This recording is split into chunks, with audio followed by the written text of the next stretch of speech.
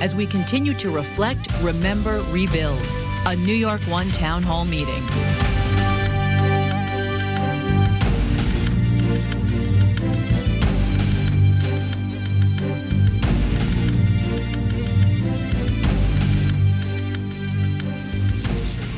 It is good to be with you once again. I'm John Schumo. Welcome to another special edition of New York Tonight. We are coming to you live once again from the Embassy Suites Hotel here in Battery Park City. For the next 2 hours, this live town hall meeting will be focusing on the future of the World Trade Center site.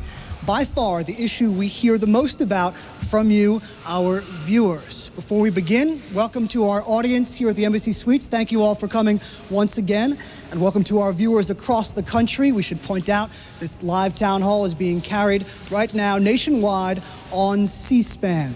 And you can take part at home as well. This town hall is interactive. If you have a comment, please, comments only, no questions, just comments. Email us throughout the show, ny@ny1.com, or you can call us 212-379-3495. Let us know your thoughts. We'll do our best to include them in the next 2 hours.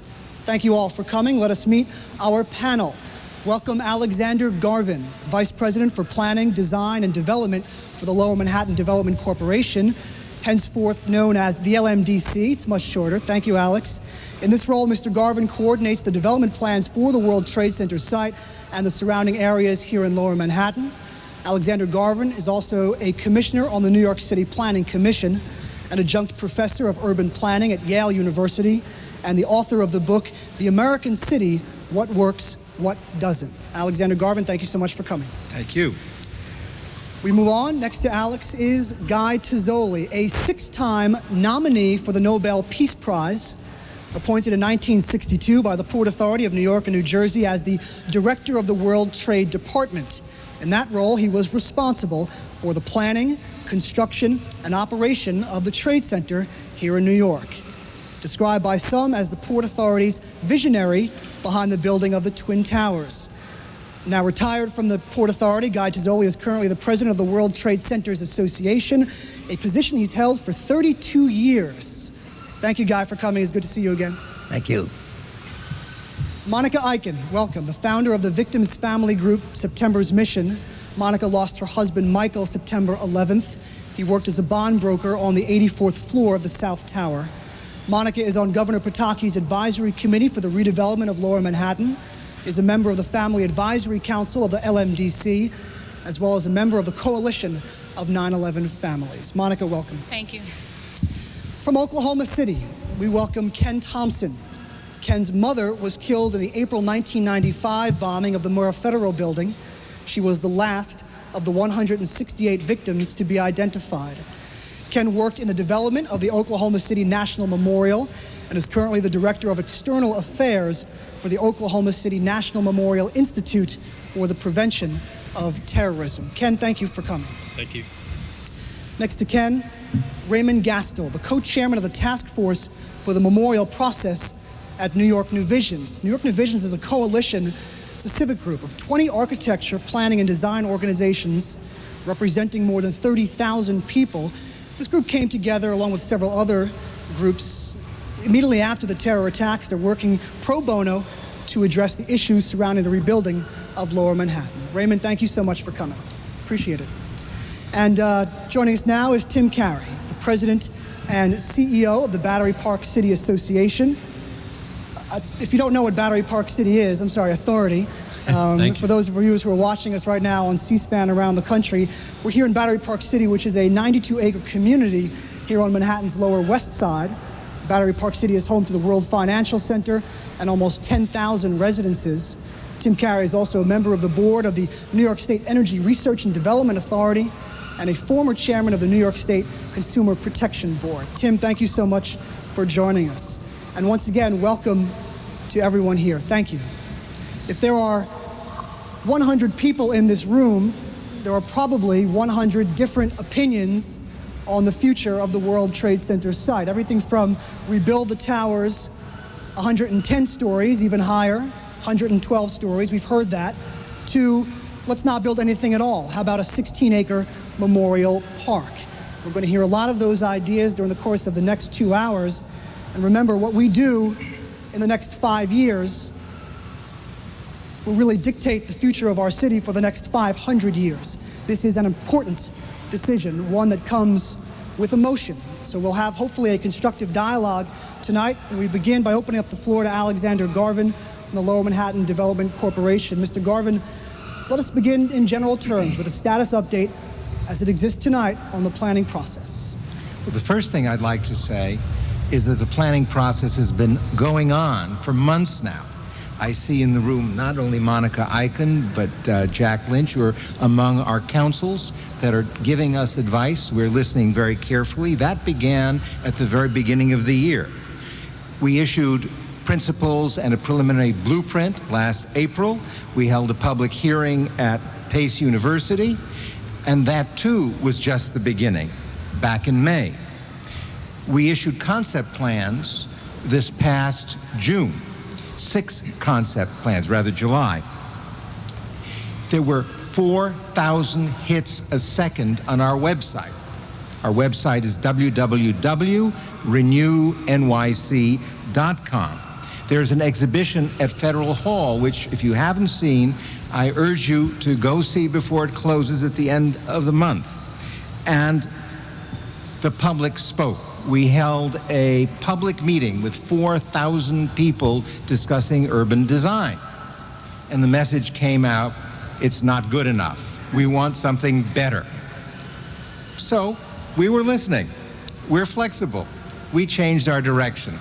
We issued an RFQ a week ago Monday, a request for qualifications for innovative designers to come in and offer us the best ideas. You can find that request for qualifications on our website. And that means that we've had to change direction in more ways than just one.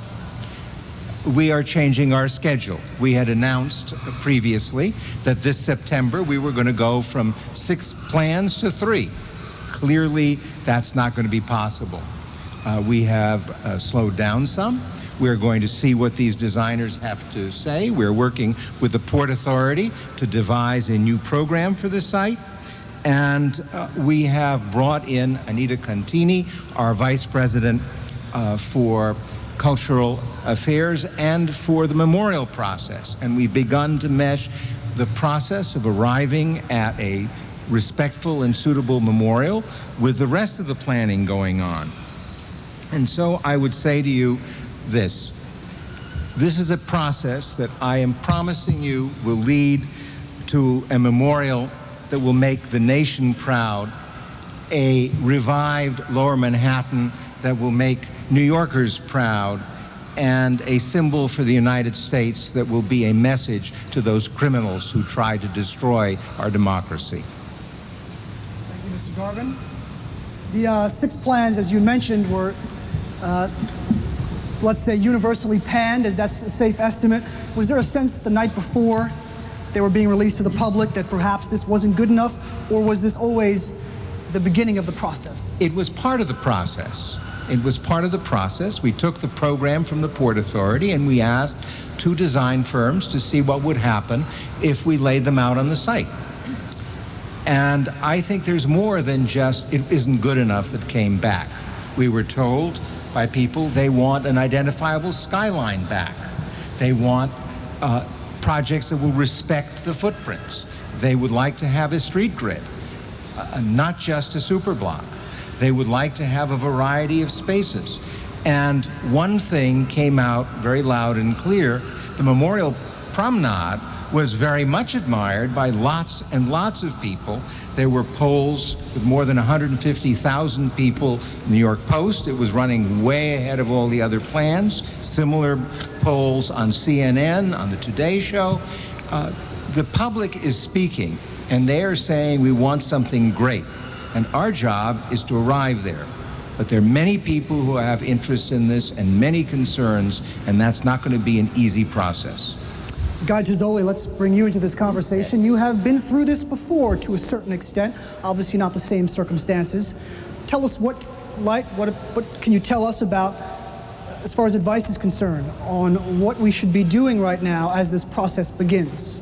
I think everything that's been done to date is preliminary to what you're doing now. Listening to what the people think ought to be there. The gentleman on my right has the responsibility to recommend to the governor and to the mayor and whoever else has the responsibility, the Port Authority of New York and New Jersey. Very interesting. The same thing happened 40 years ago. People don't realize that. Lower Manhattan is now in difficulty. And 40 years ago, Lower Manhattan was in difficulty. We actually had to communicate with the legislatures of New York and New Jersey, because I worked for the Port Authority of New York and New Jersey, and you could not do anything until the legislatures passed. It required governor's approval. I had to work with Mayor Lindsay and the people to find out whether we could close the streets and create the great project that was created. And so we have a great responsibility here, made much more difficult by the horrible thing that happened. We lost almost 3,000 people. And it's really necessary. Start there, as far as I am concerned. Must be the greatest memorial that the world has ever seen. And it has to last. It has to bring people there. And it must be respectful. Must honor those who died. But we also must listen to the other people. There are certain responsibilities that that site has. And I think you probably can put the two together. When you envision the site 10 years from now, what do you see? How do you see it? I have one idea that I think might be interesting. Rather than think what could we build, it's what should we build. You must start with the memorial. The architect that I had, Mr. Yamasaki, was a great architect. And he had designed in Seattle in 1962 two magnificent, not towers, they seemed like open towers. And to me, I think as a memorial, you start with a Peace Plaza, and you must have something that people will come to visit and learn what happened from those mistakes that we made, and we did. Learn from that. But I also have another idea. We must also think that this is an economic development decision that needs to be made.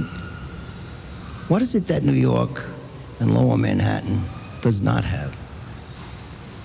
When we constructed the World Trade Center, it was necessary to build a bathtub. That's what people call it. It's 75 feet deep. It's on rock. Keep the water out. As I thought about it, the city itself has, beside the Javits Center, no place for conferences, no place for international exhibits.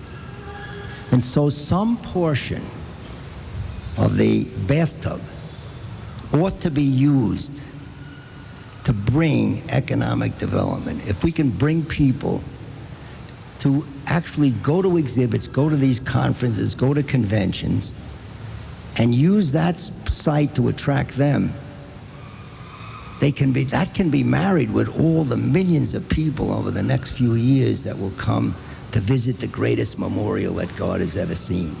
And those two things, I think, could be designed together. There are 100 people in this room. There are 100 different opinions on the future of the site. I want to bring in Monica for a perspective from a victim's family member. Monica, you are leading mission right now with your group is preserving the site. What is your opinion on how much of the acreage should be used as a memorial? Well, right now, we presented in April to the LMDC and Port Authority our position paper, which the Coalition of 9/11 Families, which consists of 9 different organizations, put together to present on behalf of the interests that we're representing, some of the families. And we feel that as much of the entire site as possible, including keeping the footprints sacred and hallowed space, which is above and below ground, and the Marriott area and the bathtub, which we were speaking about, because that's where most of the remains were found. And unfortunately, 2/3 of the families have not gotten any remains back, including myself. And according to the GPS system that was in place in October, we know that a lot of the remains were found in those areas, and we just want to have people understand why it's so important that we respect the final resting place of our loved ones. You know, we're not saying not to, vitalize the area and not to try to, rebuild what was lost. But I think we can find ways to do that by making sure that we honor that final resting place. It's so important that we have a place to go to heal. And that's really our view right now, to make sure that people understand what it really means to us as family members who have nowhere to go. I don't have anywhere to go, and 2/3 of us don't. And I know a lot of the families really need to have that place to go and honor that final resting place. So how do you see the site 10 years from now? You know, to be honest with you, it's very difficult to see the site 10 years from now. I have a hard time seeing it right now the way it is. I'm losing sight of where those footprints are, where the towers stood. I just hope to envision a place that we can go in the future that can show respect, a place of peace, reflection, and a place of healing and honor. I really can't see anything on it right now. I just hope that I will be able to, myself, be able to stand on Tower 2's footprint where it was and honor my husband's last day here on earth. And that's really what I envision for myself at this moment, because it's hard to see what that land should possess for the future. And I'm willing to, go through the process of trying to understand what that land should say 100 years from now, because we have an obligation to the future generations to come to make sure that we just do this right. My main concern is that we do it right and we honor the final resting place of all those innocent lives that just went to work one day and never came home and died the most horrific deaths in those towers. Monica, thank you. As you were talking, I was just thinking for a moment, are we going too fast in this process? Pearl Harbor, the USS Arizona Memorial in Hawaii, took more than 20 years to complete. 20 years. A memorial was first proposed in 1943, 2 years after the attack. In 1950, a flagpole was erected over the sunken ship. In 1958, President Eisenhower authorized the creation of a memorial, which was dedicated in 1962. More than 20 years, and we are less than 1 year. Are we moving too fast? I want to bring the audience in here, maybe. Jonathan Ehrlich, or are we moving too fast in this process? I don't think we're moving too fast. I think the fact that we've gotten started with the process is a good thing, because it is going to be a long-term process. To simply say that by January 1, just to pick a date, we're going to have a final plan doesn't really take into the fact that you still have all of these competing interests that will have to be addressed. It's going to take longer than any current schedule really allows for. One of the things that we also have to realize, and it has been brought up, is that whatever goes there really is planning not for the needs of New York today, but for the needs of New York 5-10 years from now, because that's how long it's going to take before this is actually put up. The other thing is that we have to develop the memorial first, simply because it's all part and parcel to one site, and to create one without having one overall guide doesn't really make a heck of a lot of sense to me, because you are trying to develop one site. Thank you, Jonathan. Mr. Garvin, behind closed doors, what's happening first, site or memorial? I think everything has to be concurrent, and that's difficult. You know, there are things that are being restored there right now. We put back West Street, which was completely ruined. We expect the middle of next month, that's in about 2.5 weeks, that the 1 and the 9 subway, which ran through the site, will be restored and functioning, which, for those of you New Yorkers know, is something very important. I refer to my trip up the West Side when I go there as taking the snail. That's going to be over starting the middle of next month. That's an enormous achievement, because if you had seen the site, as all of us in this room had back in October, you would have seen a ruin. That's a great achievement. And there are things like that that are underway that have to be done first. Also, we need to put back a grand public realm. Place somebody can walk. You want to go to a memorial, you have to be able to get there. There's a hole in the ground at the moment.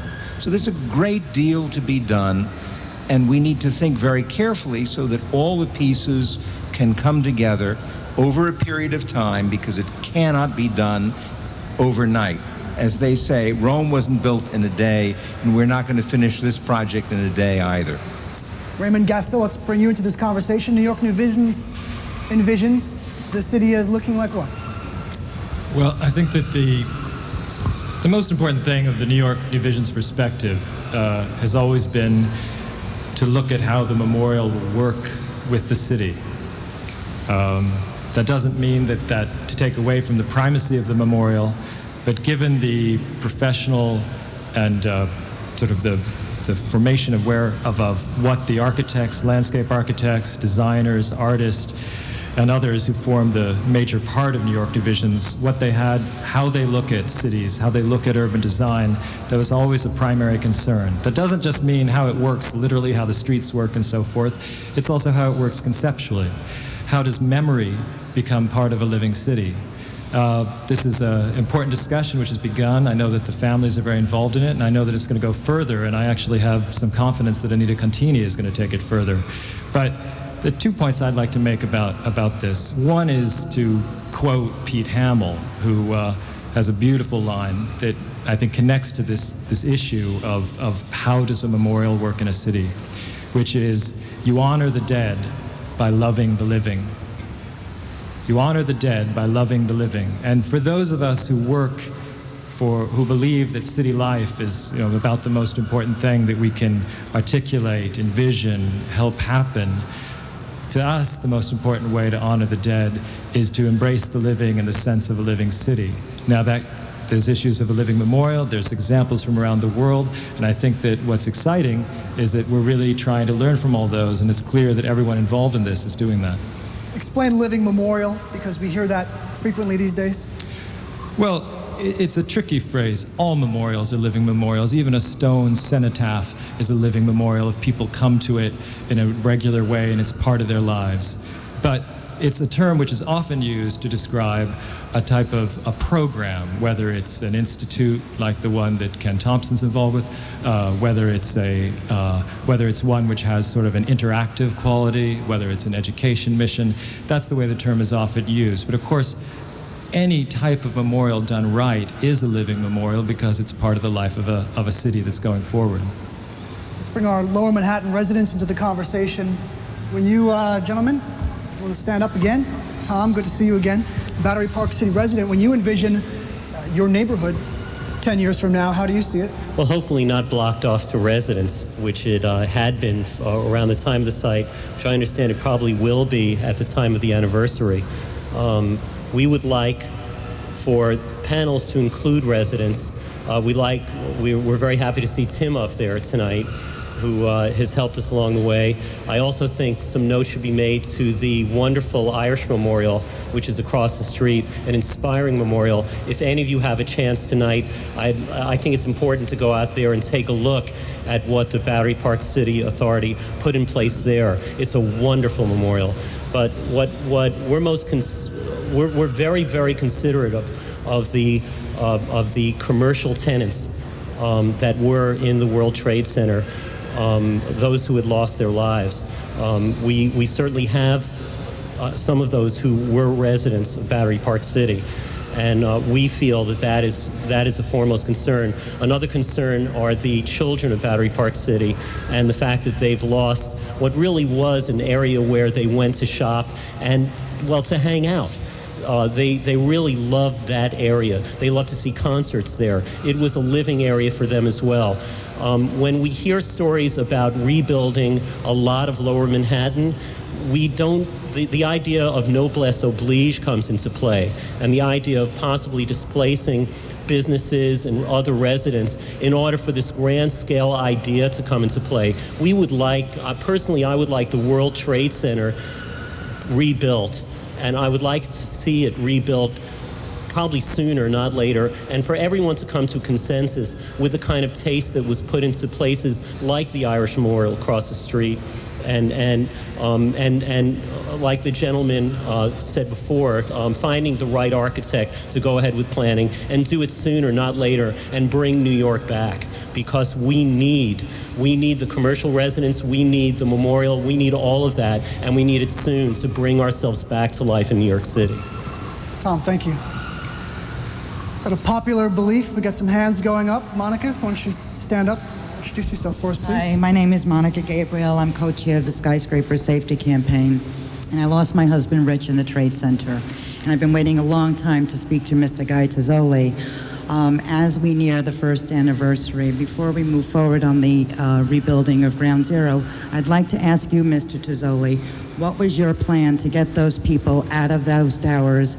25,000 potential occupants. What evacuation plan did you have in place to get those people out in the event of a catastrophic disaster such as 9/11, which the designers, I believe, planned for a plane hitting the buildings? Just curious.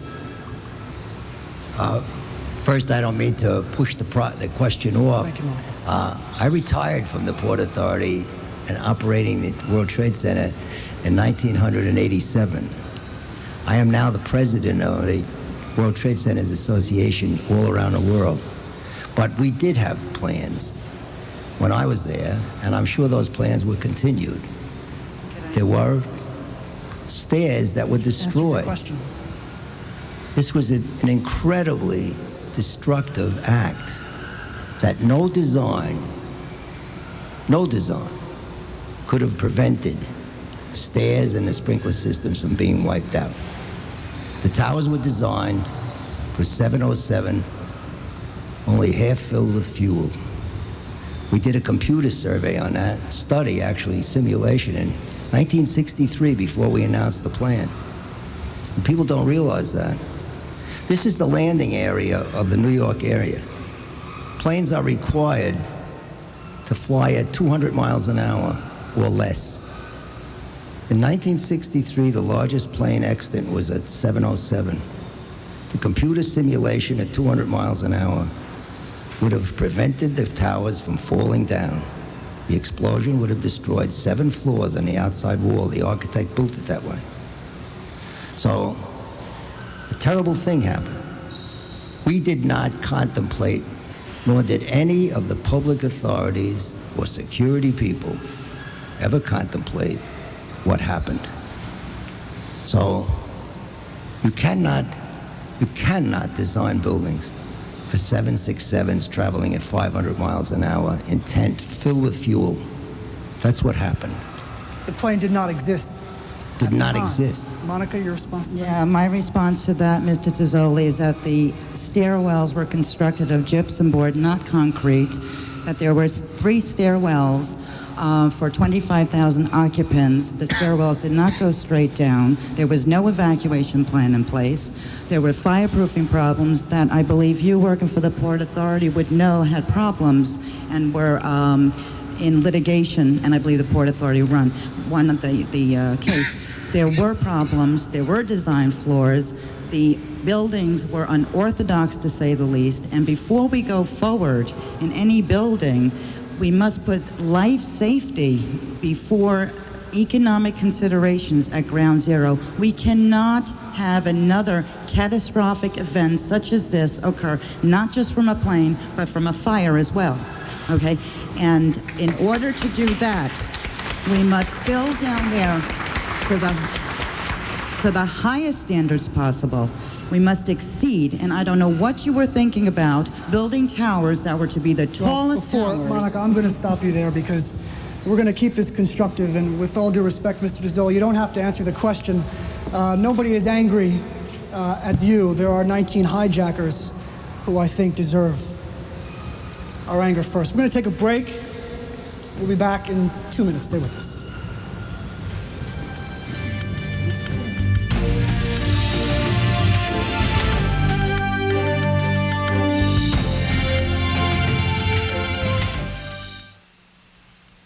We'll rejoin New York One for their town hall meeting as soon as they return from commercials. But now, Here are some comments about the World Trade Center site from John Ryan, a lieutenant with the Port Authority Police. He was the Recovery Operations Task Force Coordinator.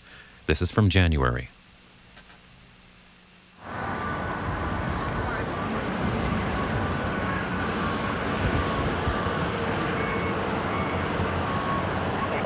What do you think ought to be built here when this is cleared up?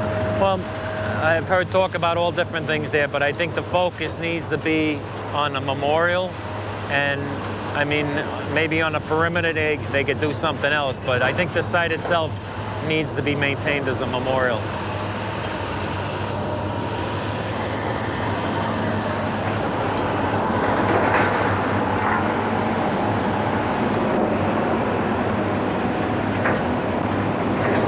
I mean, with the devastation and the force in which the buildings came down, unfortunately, we may not recover everybody. So, I mean, the only thing people will have to associate with the loved ones will be the site. So I think, you know, that's the reason why it needs to be maintained as some type of memorial.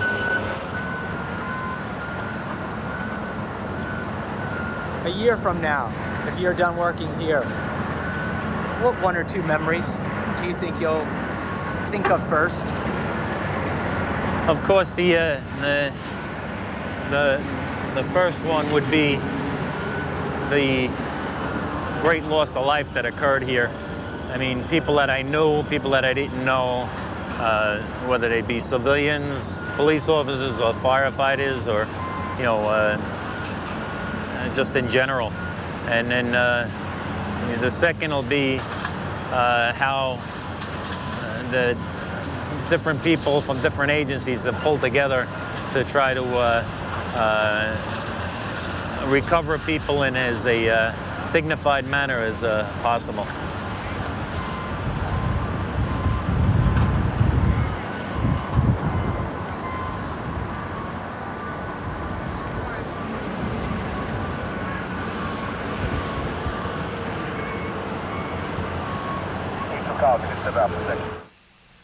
And now back to New York One's Town Hall meeting on the future of the World Trade Center site.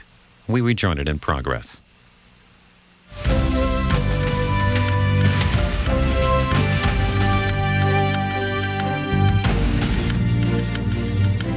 Welcome back. We mentioned this town hall is interactive, and we are getting what I'm told are several dozen emails are coming in from all over the country. The phones apparently are ringing off the hook, so apologies. You might get our voice recording. Leave the message, and we'll do our best to get you incorporated into the next hour and a half now. Violet from Brooklyn just wrote us, and she said her heart is breaking, and she would like to see the city back with the Twin Towers.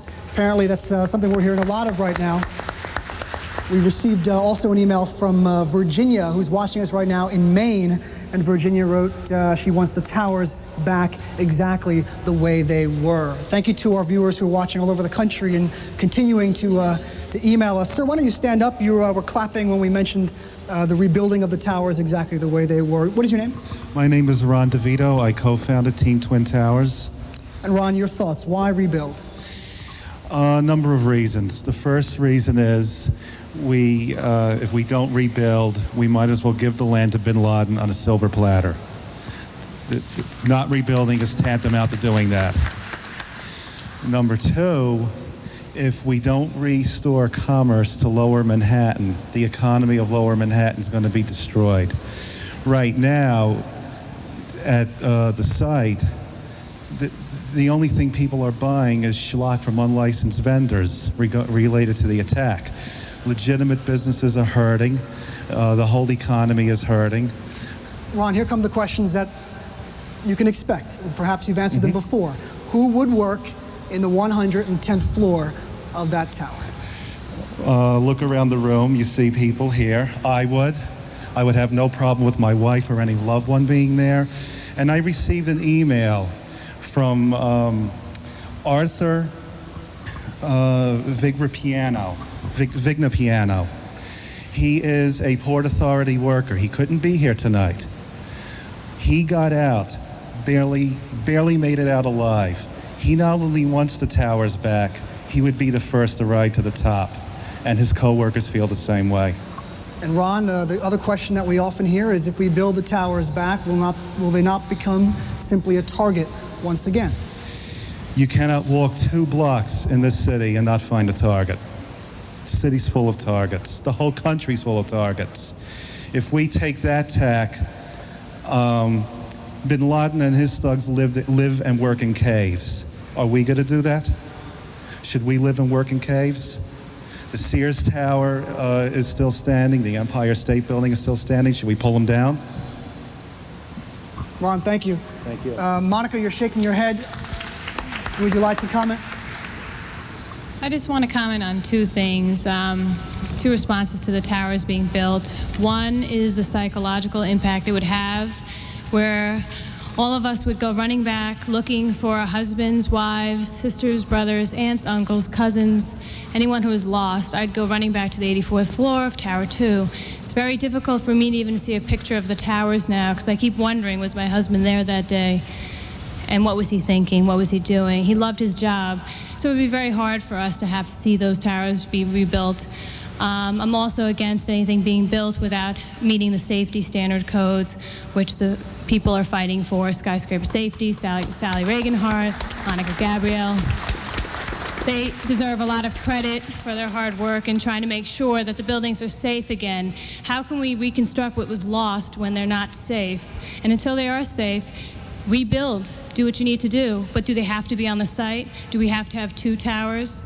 We're a creative city. We're a creative world. We can come up with something wonderful, but first we have to think about the lives that were lost.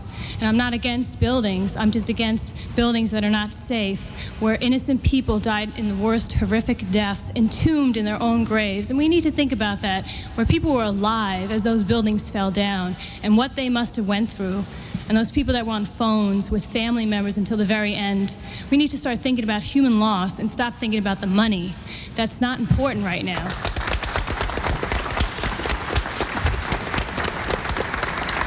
Jack Lynch, why don't you stand up? Perhaps it's a good time to bring you in. You lost your firefighter son, Michael, and we appreciate your time, Jack. Your thoughts on rebuild, bigger, or Memorial Park? Well, we also would like to see Lower Manhattan revitalized. But as Monica said, you know, there are innovative minds, best minds in the world probably in this country. And we don't have to do it the way it was done previously. The area inside the bathtub, approximately, I'd say, the vast majority of the victims perished in that area. That area is sanctified by their blood. It's sacred and hallowed ground. I think the people that are sitting here, the majority of them who have other motives and have good motives, I wonder if any of them have lost a loved one. Because if they did, they would not put money up front. They would not put rebuilding the towers up front. We had conversations earlier with the LMDC, and we asked that when the transportation issue came up, we asked that it was okay to put back the PATH train because we realized that was necessary. We made a simple request, and that was that they move everything off the footprints northwards when they're rebuilding the PATH trains. In my conversation with the LMDC, I'm not going to mention who it was with, it's not important, they are still violating what we asked for. This is still very much a process, though. Very much a process, but they are putting back the station on the footprint of the South Tower. When we talk about footprints, we talk about the Marriott, the South Tower, the North Tower, the area where the Sphere was, and we're talking about from bedrock through surface up into the airspace. That's what we want for a memorial, because that is where the people died. And if we ever disrespect the sacrifice that was made and the response of the American people, this city and this state will have done us a great injustice. Yeah, thank you. I'm going to bring the rest of our panel in just for a moment. Ken Thompson from Oklahoma City, was there dialogue about rebuilding the Murrah building and not putting in a memorial as significant as the one that exists now? Absolutely. Yeah, in Oklahoma City, there was always dialogue of the federal building in Oklahoma City being rebuilt, and many of the people that worked in the building that made it out would never go back into that building. The building currently is being rebuilt, catty corner just across the street from where the original building was. And there are many, many people that worked in the original federal building that do not want to go into the new federal building. it's a stigma. It's a problem. And people that got out of the building alive, that work in their cubicles every single day and in their offices, don't want to go back to that kind of a memory. And in Oklahoma City, we just tried to do what was appropriate for our city, much the same way I believe this city will work through what's appropriate here. Ken, for our viewers who aren't familiar with the memorial at Oklahoma City, take us through it. 3.3 acres, what is actually on this site? Well, the memorial in Oklahoma City is 3 different memorials. It's an indoor memorial, the museum center. It's an educational center that serves to educate the public about what happened on April the 19th, 1995. The outdoor symbolic memorial, the actual footprint of the building, as well as the survivor tree. And then the third component is actually a living memorial that should live on in the memory of those that were killed in Oklahoma City, and that's the Institute for the Prevention of Terrorism. 3.3 acres is the actual site that encompasses the outdoor symbolic memorial as well as the learning center. And we're listening to the family members share their input now with the Lower Manhattan Development Corporation and such. The Oklahoma City Memorial mission statement, in fact, read, quote, "The wishes of the families, survivors, liaison subcommittee are to be given the greatest weight in the memorial planning and development process." Did everything the families want get incorporated into the memorial? Well, I certainly believe that not everyone is going to be happy with a memorial. I think everybody can understand that. But I really think that the family members should have a definite say in what goes on in any memorialization process. It's very important for me to say that you will never have me say what New York City should do with a memorial. That's for the people of New York City. I just hope that they learn from Oklahoma City and some of the processes that we've been able to go through and lean on us for information. We would never be in a position where we should tell you what to do with your site. That's something for this beautiful city to work through, and I think that they will work through that particular process. But in Oklahoma City, the family members and survivors and rescue workers had a tremendous say in what was appropriate. It took us 2 years to have a mission statement. And the mission statement then drove the entire memorial process. It drove the design, it drove every aspect. Every symbolism in the Oklahoma City National Memorial was driven by that particular mission statement. It took you 2 years to get the mission statement, so I'll ask you the question that I asked the audience before. Are we moving too fast here in New York? Again, I would never say what's appropriate in New York, but I think that by slowing down the process, you take pressure off family members that certainly feel pressured that this city is moving on without them. You try to give them a say whenever it's appropriate. The city has some very difficult decisions to make, but I don't believe that at any point this city, the citizens and the family members will accept anything other than what's absolutely appropriate on that side. Ken, thank you. Let's bring some more family members in. Al, if you'd like to stand up. Al Petroselli lost her son Mark September 11th. Your thoughts on the conversation and in particular the memorial? Oh, I agree with Ken. If it wasn't for the family members up to this point, I think they would have already had cement poured down in the site. I was down at the site from day one until even into July after the site closed. And building on what Monica had indicated about the global positioning system that the fire department was using and kept a map, and the entire bathtub area had remains of our loved ones. My son Mark was found multiple times, multiple pieces, but you know what? We still didn't get them all back. So they talk about that half or 1/3 of the people were found. That's not all of the person was found. I would venture to say that probably 95% of everybody that died that day left a piece of themselves at that site. So number one, the family members are what is controlling them right now, because if it wasn't for us, they would be building, and they must have a greater input into what's going to actually take place at that site. Al, thank you. Mr. Garvin, I don't want your job. First, the LMDC was criticized for moving too slow. Then the plans came out, and they were criticized for moving too fast. How do you respond to these constant criticisms? I'm not the one criticizing you, because I respect the fact that there are so many people who are affected by this, and we just want to get it right, basically. But how do you respond to criticisms of people saying too fast, too slow? It's very simple. Those murderers tried to destroy our democracy. And in a democracy, you let people speak, you listen. And I think we have demonstrated to those criminals that our democracy can't be killed by airplanes going into buildings, no matter how visible they were to the world. We are going through an open public process like nobody has ever seen in this world. Forget about New York City. And that process is difficult. Everything about what we're doing is emotionally charged. We all care very deeply about it. And my answer is, we are going to get it right because we're New Yorkers and we're Americans. It's that simple. And we'll be a little fast one moment, a little slow, but not only will we get it right, but we have to put back something that's great, something that will show the world what the United States is all about. And that's why we'll get it right. Thank you, Mr. Garvin. I want to just get our other panel member in real quick before we move on. Tim Carey from the Battery Park City Association, waiting patiently. Authority. Authority. I've said it again. You know why? This says association. We're going to put that down. Thank you. Thank you, Tim, for coming. Housing. Let's talk about housing, something that we haven't talked about yet so far. Is there a need to include housing into the 16-acre site? Well, speaking for myself, not the authority, I think housing is very important on the site. I think that the discussion about the memorial is the primary discussion that needs to take place. We recently built a memorial here at Battery Park City, a memorial to the Irish hunger, Agatamor.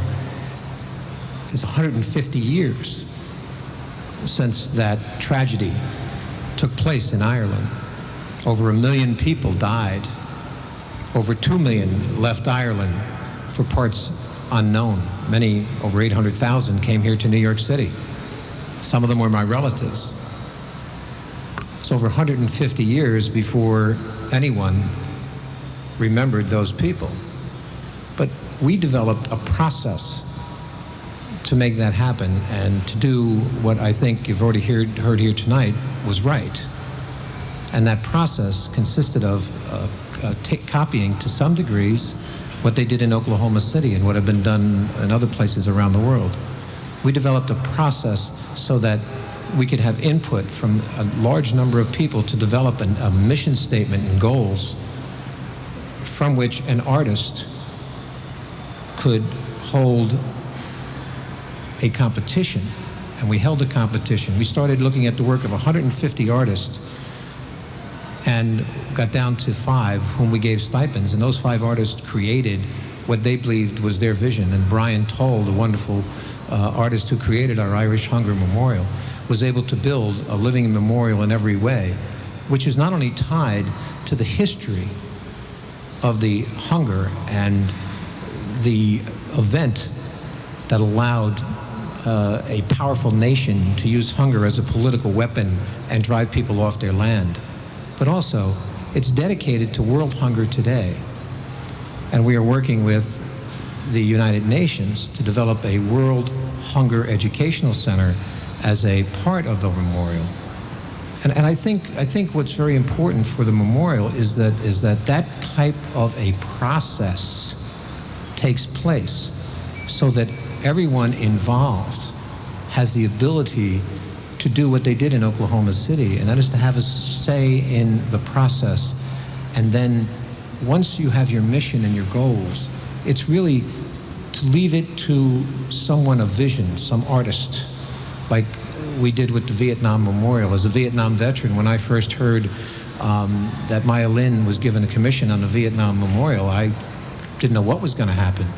And I can tell you that every time I go to that wall and read the names of my friends, I'm overwhelmed by the power and the passion that she put into that. And when I see women and children and families walk on the Irish Hunger Memorial here at Battery Park City and kneel down and touch a stone from whatever county they came from in Ireland and shed a tear, when I saw the President of Ireland do that, I knew that we had the type of memorial that I hoped that God wanted us to produce. And I think that that's what's important here. We are doing what Alex said. It's too fast, it's too slow. It's got to be done right. And that takes a process, a very important process, and that takes a little bit of everyone that's here to build the foundation for that process to produce the kind of world-class memorial that Gettysburg and Pearl Harbor are today. And when Milan's proposal was announced, by no means was there a consensus.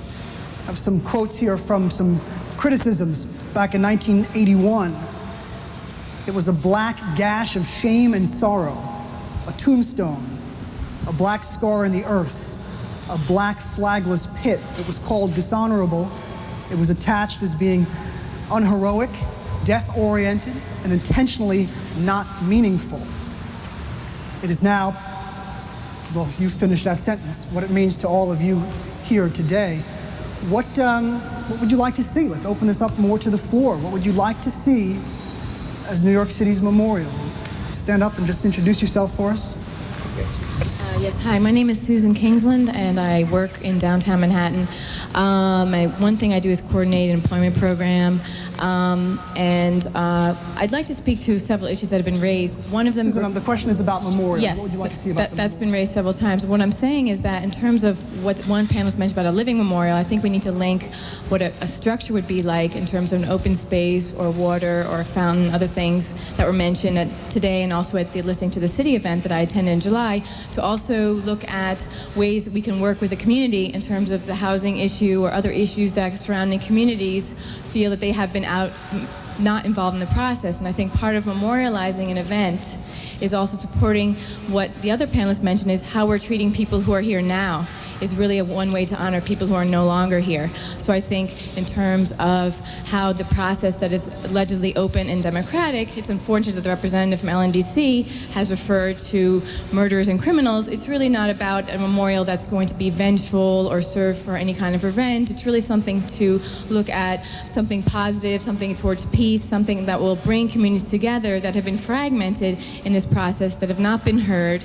And merely 100 people in a meeting is not sufficient. This is a good beginning, but we need to have many more of these kinds of dialogues with a more diverse group, and I think that that will really engender a process that will serve to have an open, possibly green space that will support other kinds of cultural support in institutions around that kind of community. Thank you, Susan. Julie Borgeski, would you like to share your thoughts on what you would like to see? Julie, you lost your brother Marty September 11th, and we appreciate your time as always. Your thoughts on what the memorial should include? I don't know if my thoughts can be so clearly communicated as something structural or tangible that you can really you see something physical. My thoughts more are along the lines, just let's make sure we send the right message for and I mean that with respect to response. And to elaborate on that, John, it's the day. It's the symbolism of the day. America was attacked in the worst terrorist attack on our soil in history. Essentially, the world should have changed that day a little bit, and as with the response from the day with respect to the aftermath, with the rescue workers, the recovery workers, the charity of Americans all over the place, whether their charity is financial or whether their charity was volunteerism, it's phenomenal.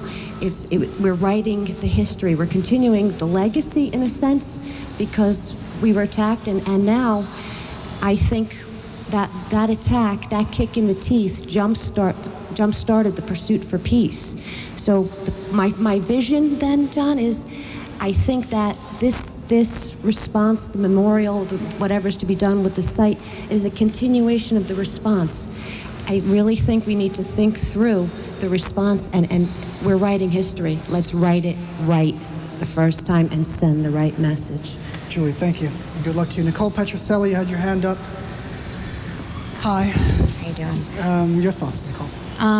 As my father-in-law pointed out before, I've said before I've considered myself to be among the luckiest of the unlucky, and that my husband has been returned to us several times on several different occasions, not all of him, however.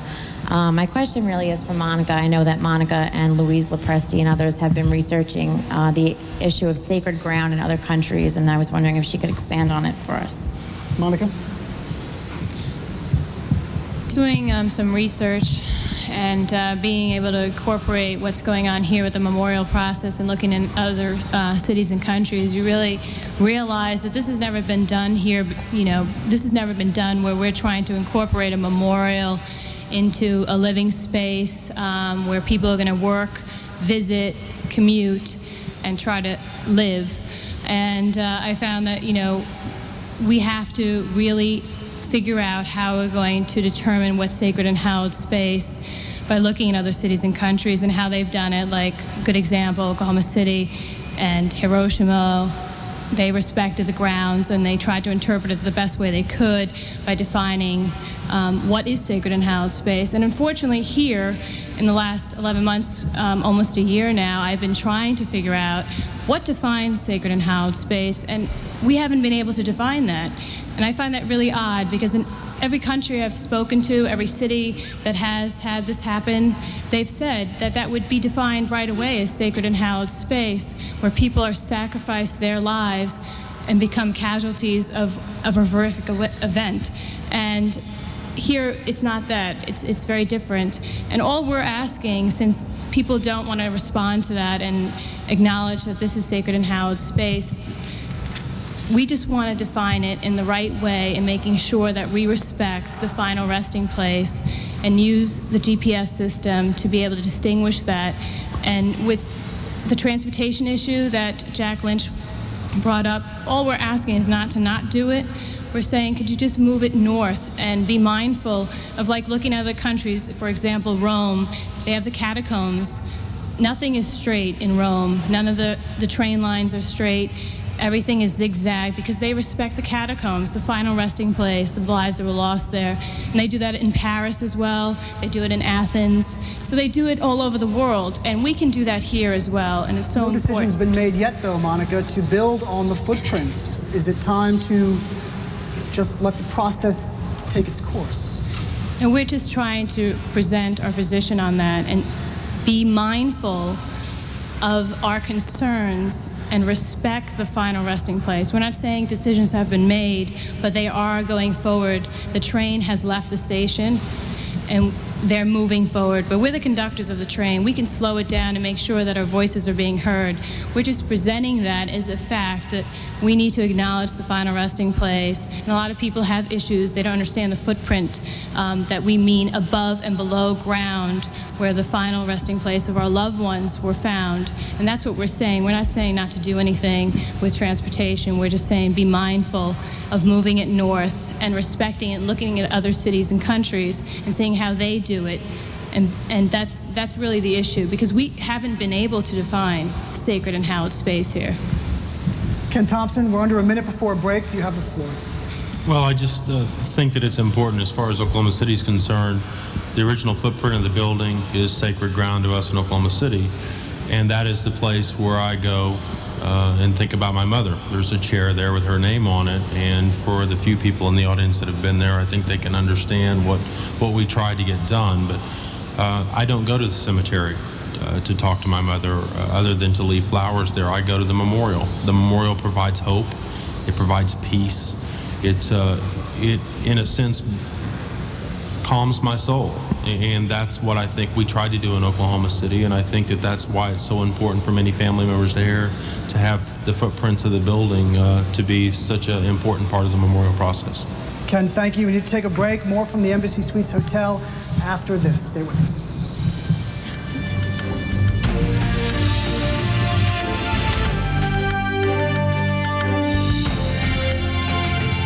It's here. Sleepy's. While New York One pauses for a commercial break, we have some comments by author Angus Gillespie. He wrote Twin Towers, The Life of New York City's World Trade Center. This event was held in October last year at Kingsborough Community College in Brooklyn, New York. I'm sure you've had this question many times in recent weeks, but if you were to be locked in a room and you alone were to decide what should be placed in that site, what would you do? That's a very good question. What I've often said is, in my heart, I would love to see the Twin Towers rebuilt tit for tat exactly as they were. But in my mind, I don't think that's going to happen. I think the most reasonable proposal so far has been the one of Larry Silverstein, where we're going to have 4 towers of 50 stories each. Because I think that any future construction is going to have to take fire resistance more seriously into account. It's easier to fight fires in low-rise buildings than high-rise buildings.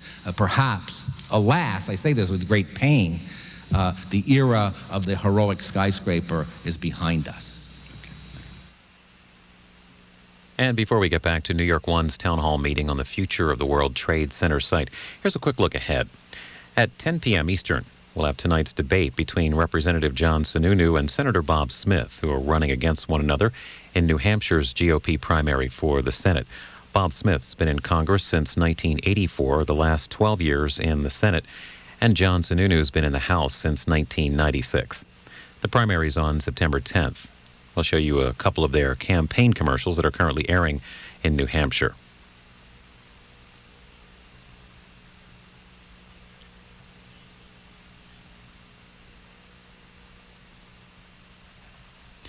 And we'll rejoin New York One's town hall meeting on the future of the World Trade Center site.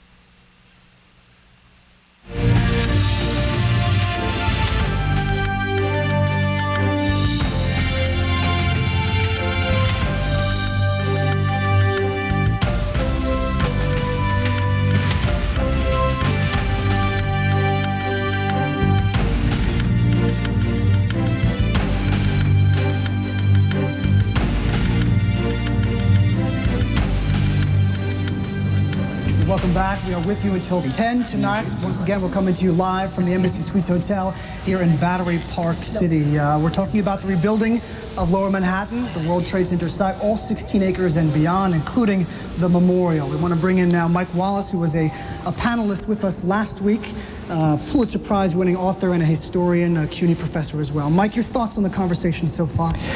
Well, let me try to make some points about several aspects of things that have come up. First of all, in terms of the very strong sentiment on behalf of rebuilding the towers exactly as they stand. I understand it, and I even hail it. There's a pleasingly in-your-face quality, you know, take that, Bin Laden. But it's impractical. It's impractical because although there are many brave people in this room who would in fact work in that building, I doubt very much that any serious anchor tenant corporate structure is willing to do that. There's a larger problem, in fact, that corporations are quite the opposite. They're in fact leaving Lower Manhattan altogether. There's a 20% vacancy rate right now. The notion of providing tens of millions more and that they will come, I think, is doubtful. More to the point, we have to think, I think, more broadly about, because it's critical to bring jobs back downtown, and we do have to retain the financial sector, but I think we have to broaden it, and we have to think about other kinds of draws, culture among them. And so let me speak to that quickly. And the live and the dead. I think it's a very difficult business to create something that is lively and not sepulchral.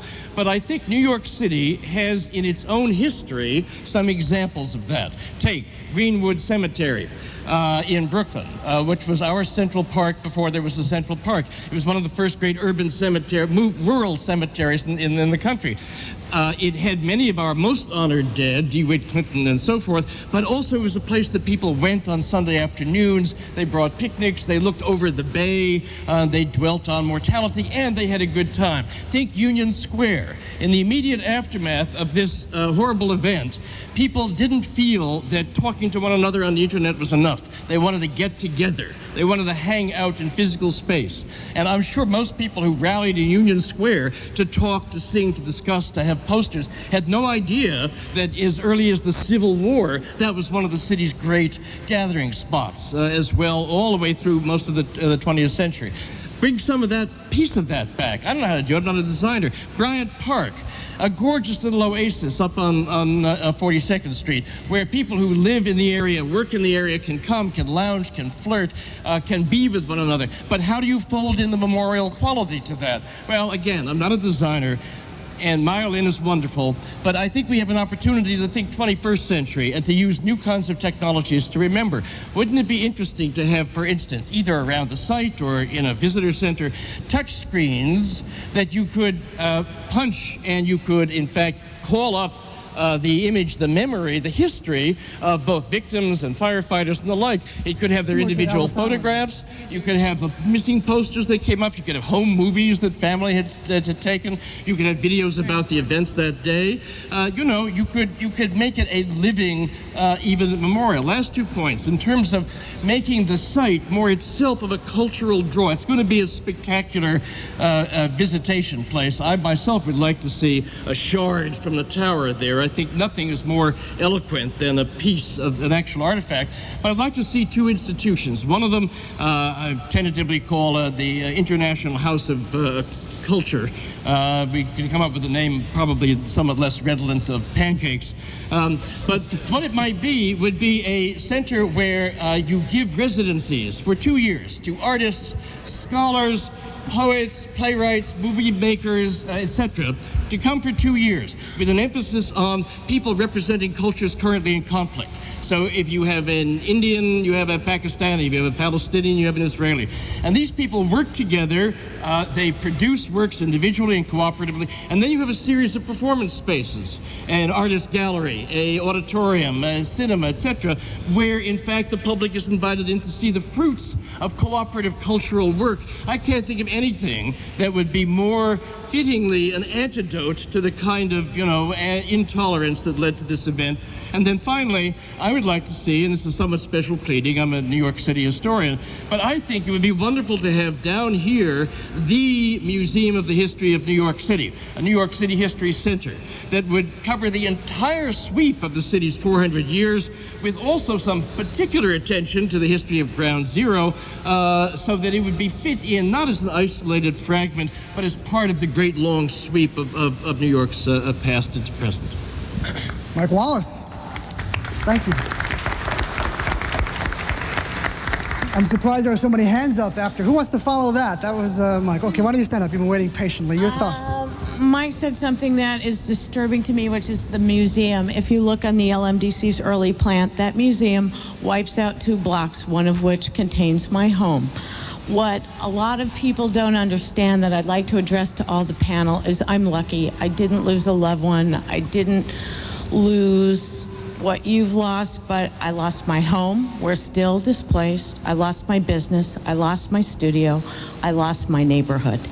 And the first and most important thing is the memorial, and it should absolutely preserve the footprints. From my kitchen windows for the rest of my life, if I get to go home, it'll be memorial every day, and I want to see the footprints preserved. The guidelines should somehow heal the hole in the skyline.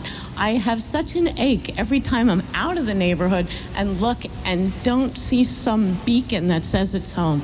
The lights early on helped a little. You could look and imagine the lives. The tribute in light was helpful. Something should be tall. Something should fill that hole. The next thing is the LMDC has somehow figured out that this little patch of land that they don't know, and even Guy told me earlier, I didn't know people lived there, and he built the Trade Center. There's a neighborhood of people who have lived and worked below the World Trade Center, off of Greenwich, Liberty, Cedar, Thames, Rector, and Albany. We are being wiped off the map with your plans. We are a vital mixed neighborhood of home businesses, offices, small businesses, O'Hara's Pub, which I hope some people have been to, Edgar Allan Poe lived there briefly. It's a historic, wonderful place. My building, my neighbors, and I have lived in this place for 25 years when cabs wouldn't take us home because they'd go back empty. We were there before the Trade Center, some of us, and we're there. Learn who we are, know who we are, don't wipe us out. We were there that morning. The plane came behind my head as I looked out the window at 2. I saw people die.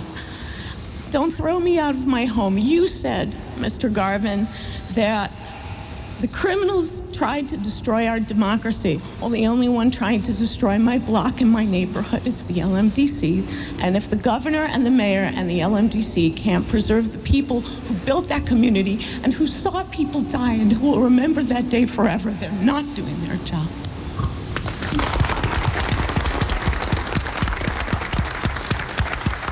Would you like to respond to that? Let me be very clear.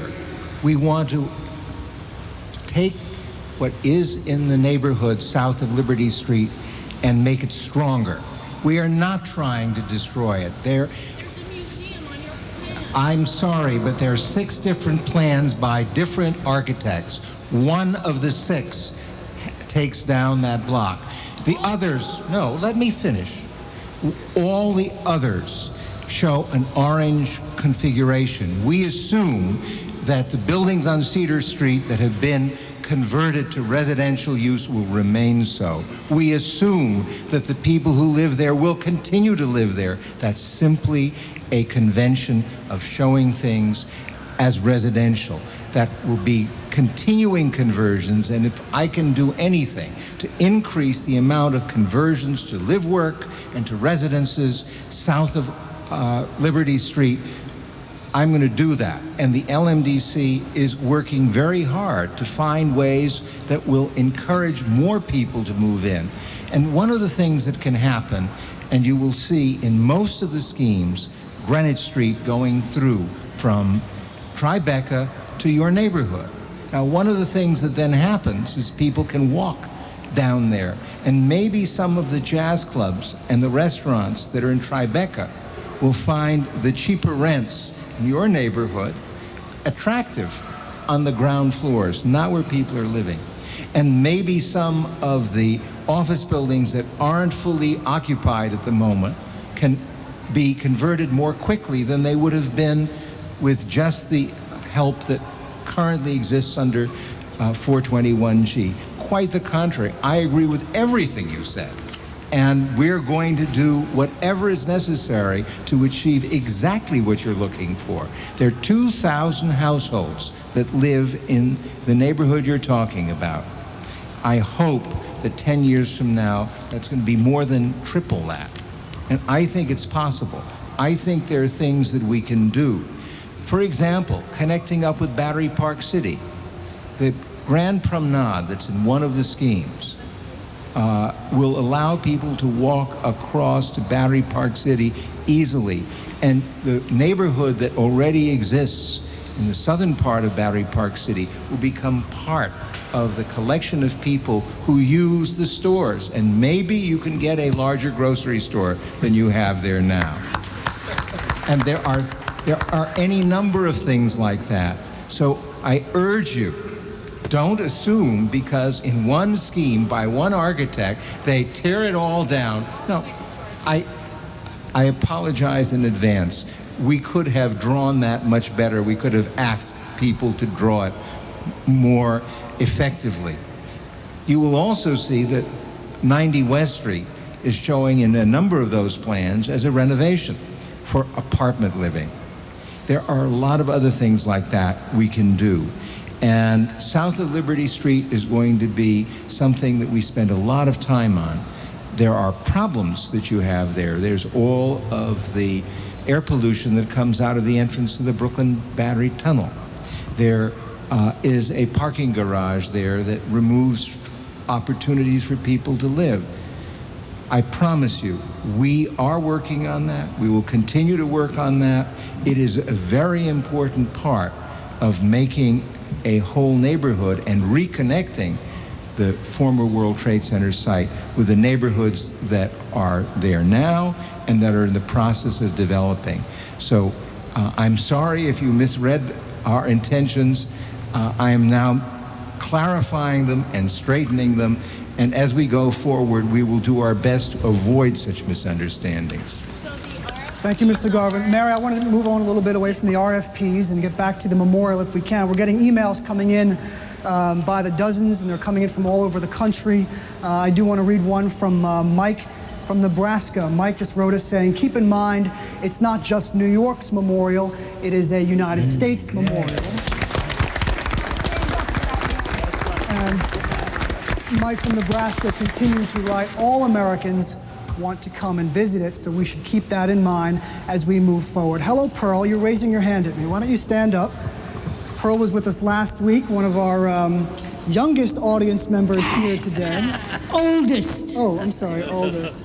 Pearl, you live a few blocks from the World Trade Center Yes, site. I Your do. thoughts on the future, when you envision the future of the World Trade Center, how do you see it? What I see, and I'll be seeing it, of course, No, you'll be from seeing above. it from right here. But what I see in Battery Park City and in the area where those towers stood, I hope I will be forgiven for saying this next sentence. While I treasured the towers, I thought they were ugly. Absolutely ugly. And I see there something that the world and our nation will remember. I see a memorial that shoots all the way up to the sky with a light of some kind so that it is visible from anywhere practically in New York City. I see a memorial standing there, slim, beautifully designed.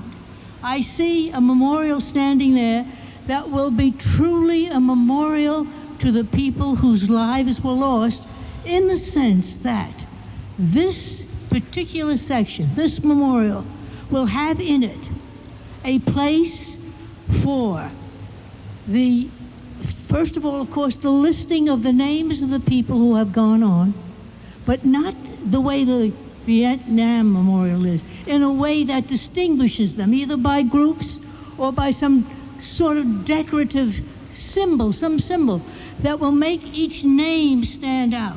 I would like to see, in another area, I would like to see the story briefly told of each of the persons. Now, this is the same memorial building of which I'm speaking. And then I would like to see a place toward the top where people who lost their loved ones can come at any time, a place that is quiet, a place that encourages the idea of sitting and saying or thinking or talking to the people who have gone, of even talking to each other or just talking to yourself. That is only for the people who have lost loved ones. I would like to see some kind of museum, something that would commemorate those who have gone. And I'd like to see something that would celebrate life. And maybe that would be on top of that building. I don't know anything about architecture, but I would like to look up and see from my window, because whichever window it is, I would like to see from my window, I would like to see that light. I would like to see a shaft, something that is so tall that it will exceed the height of the original towers, and that is so graceful that it will encompass you, that it will make you feel that this is something important to you personally, though you may never have lost anything.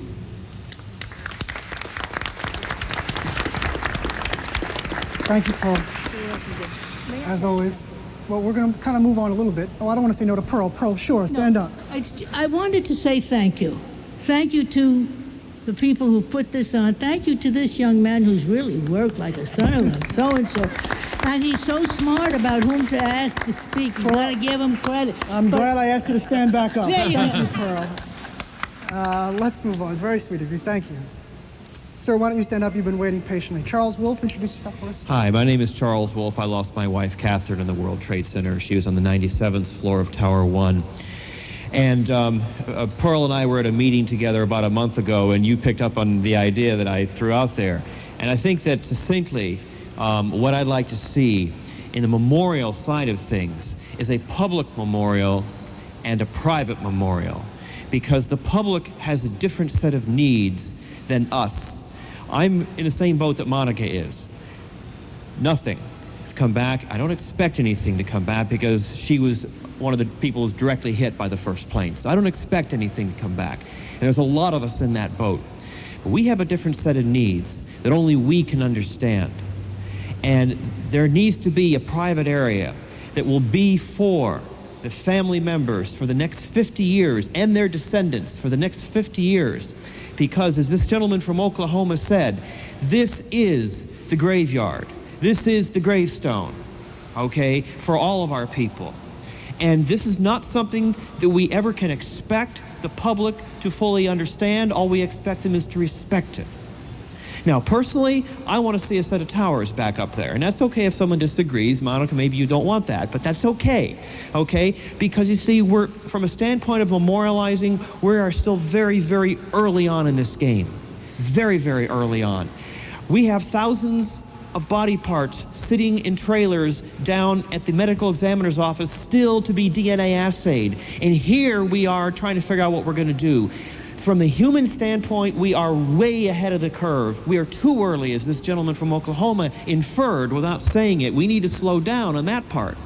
Yet there's the other part, the economic part, the restoration of the neighborhood part that needs to move ahead. And so we've got this tug of war going on right here. So where's the priority? The priority has to be on life and on respect of life. Because if we don't respect life, if we don't respect what happened then, how can we respect ourselves going forward? So that has to be the priority, is how do we respect the loved ones? And you're right, you're absolutely right. They should have detoured the number 1 train around that rather than building it through that. We are pushing ahead so quickly because we're in a terrible shape economically. We got to remember, though, that money doesn't rule everything like it usually does in New York. We've got to slow down on that. But Pearl, you picked up another thing for me too, that eternal flame in the sky. So those truckers that come up and down the Jersey Turnpike, so they don't have to come into the city to remember what happened here. Because we must remember that, as someone up here said, they were trying to destroy our way of life here. The Twin Towers, the White House, and the Capitol building were the targets. They were trying to bring us to our knees. And no, I don't want to shrink away from tall buildings, and tall buildings can be built safely. And the one thing I want to say to the LMDC, and the one thing I want to say to the Port Authority is shame on you guys for building the World Trade Centers, not adhering to city fire code. Shame on you. Okay, it's the rest of it. I mean, when you get a 767 plowing into the building, you better have a bunker that's built for nuclear war to withstand that, okay? And some people were killed by the impact of the plane, and some people were killed by the falling down of the building. And that's 2 separate issues, okay? And no, they can't put out a fire on 10 floors simultaneously, but the next set of buildings had better be according to city fire code, and don't let the Port Authority try to jockey around the city rules because they can. Just because they're a bi-state agency. You should not be able to, and I know it's not the LMDC's fault, okay, so I'm not looking at you, but you guys are the only one that can reach the Port Authority, along with Bloomberg and Pataki, okay? But that is the main problem, is we must make sure we adhere to city fire code. The open floor plan accelerated the spread of fire. Now, yes, there's a huge fireball, and that blew off, and then you have 10 floors on fire simultaneously. And no, any fireman will tell you, and I think Pat Lynch will probably agree with me, that those firemen knew they couldn't put that out. They were going up there to save people who were trapped in elevators.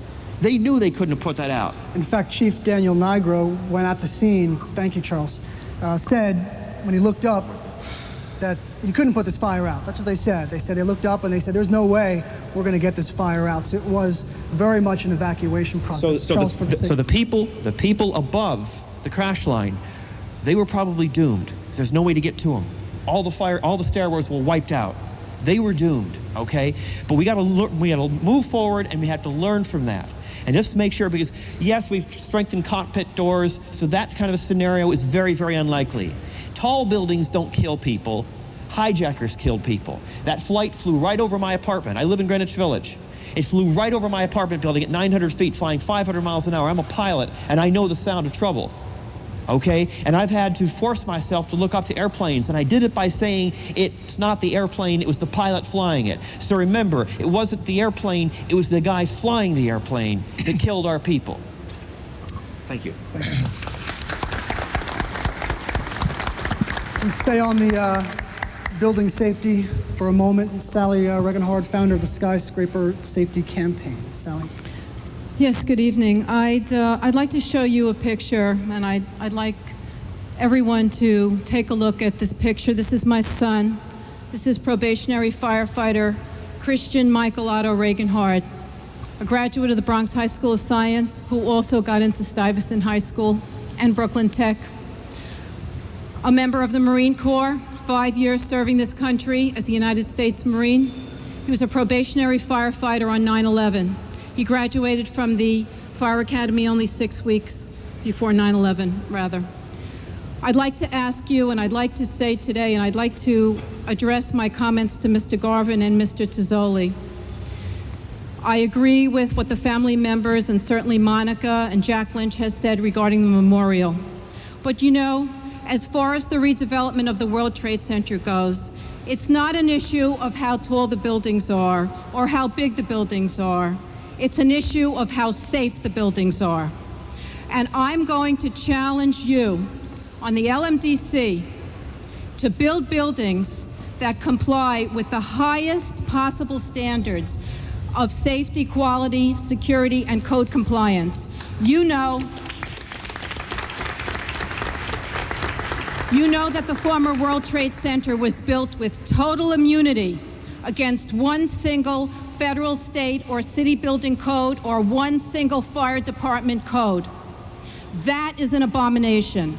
If the only way to build safe buildings is to get the Port Authority out of Ground Zero, then please get the Port Authority out of the building business, put them back into the transportation business that they were chartered to be in the first place. Let the city of New York take responsibility for the rebuilding of the World Trade Center. And I must tell you something. No one loved New York more than my son. His dream was to live in New York. And in a sad and bitter irony, my son will live here forever. I never found my son. He was the most beautiful and wonderful person that God ever made. I'm asking you, in memory of these people who gave their life for the people of the city of New York, in memory of my son who loved this city, who would want the community and who would want the prosperity to come back, build safe buildings. Don't let the Port Authority build new towers of doom that were inherently indefensible by the fire service. Don't let that happen again. Thank you.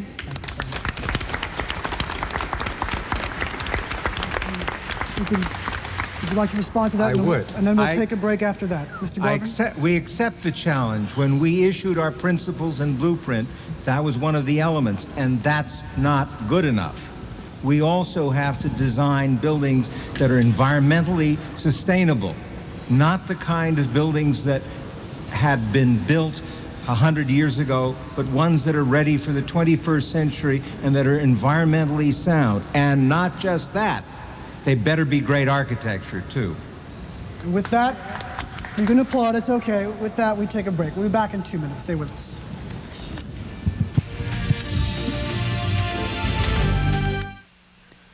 A short break in this live town hall meeting on the future of the World Trade Center site.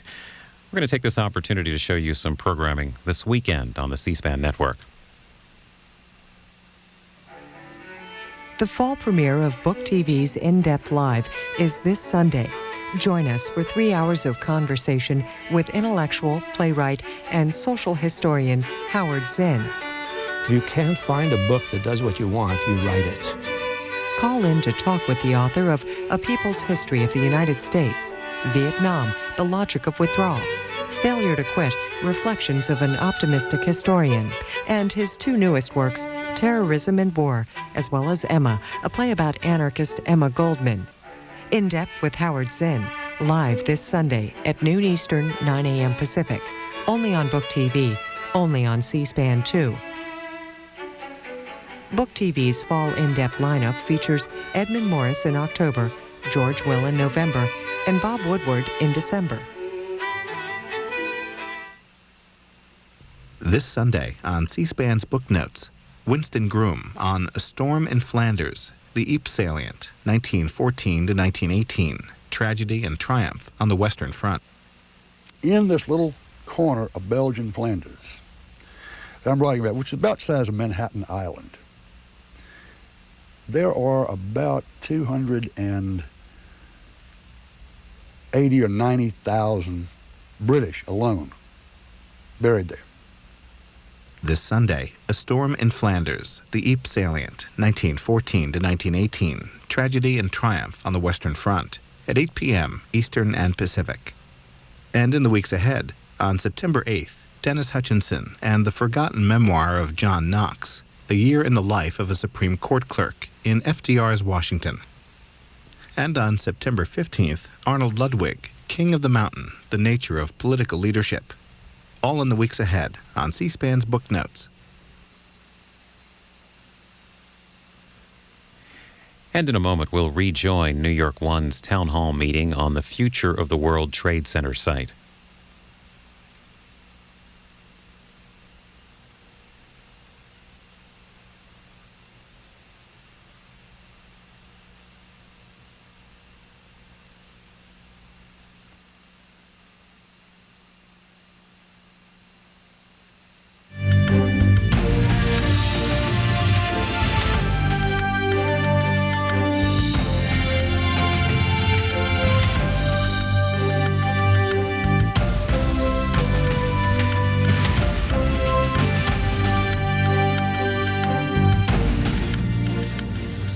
And welcome back. We're reporting once again live from the Embassy Suites Hotel. We're with you for another half hour. We're up until 10 o'clock. I do want to read to you a couple of emails that have come in recently. Jerry from Atlanta is watching us on C-SPAN 2. Jerry writes, "Rebuild the towers if necessary. I will come and work there." Thank you, Jerry. And we also have an email that came in from Michelle Borshevsky, Julie's sister. I'm not sure if Julie's still here. Michelle writes us, "Remember, future generations will come to the site. What do we want them to see?" Thank you so much for everyone who's emailing us and calling us. Unfortunately, we don't have time to get to everyone. We were talking about safety, and after Mr. Tozzoli responds to that, I do want to continue with the memorial and work some other people in. But Mr. Tozzoli, you have the final say on the issue of safety. Thank you. I think it's very important that I say this. There is a lot of misinformation that is going around, and I understand it, believe me. The building plans for the World Trade Center were reviewed by the City of New York in their compliance with codes. They were reviewed by the fire department. They were reviewed by every safety group. They exceeded every single requirement of the building code. And I spent $50 million to put sprinklers into those buildings when it wasn't a code requirement. I also put in and got rid of the asbestos. The first people in the world to do that, from the 19th floor up in tower number 1 and 2. And every other building in New York had it. So I'm sorry, that's misinformation. We did not have to comply with the code. We chose to comply with the code and exceed it. That's a fact, and you can verify it. Well, you may not, but that's a fact. Guy, thank you. I would just like to add to what Alex said, and I think it's important. As we talk about the memorial and we talk about what's going to be built there, no matter what part of it is, I think it's important that you look at the life cycle of the product and think about sustainability. I mean, here in Battery Park City right now, we're building the first green high-rise residential building in the world. 35% more energy efficient. It has its own water reclamation system so that we're using less water. It has a higher indoor air quality, which monitors not only the temperature and the humidity, but also the breathable air to ensure that it's clean. You know, we have an opportunity here with whatever's built, whether it's transportation structure, the memorial. At Battery Park City, we have 35 acres of parks. All of our parks are maintained without any dangerous chemicals or pesticides. You know, you don't have to worry about your children running in our parks because you're not going to pick them up and have to wash them off. is an important part to this project, and that's to make it beyond code. It's to make it healthier. It's to make it better. It's to make it something we can all be proud of that doesn't harm the environment. Thank you, Tim. I want to bring in some of our audience members. Michael Macco, why don't you stand up if you wouldn't mind?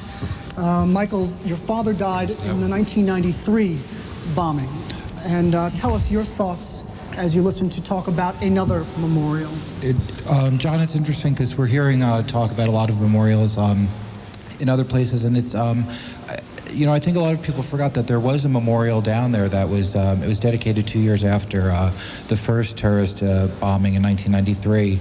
And you know, there's a saying that, you know, those who don't learn by history are condemned to repeat it.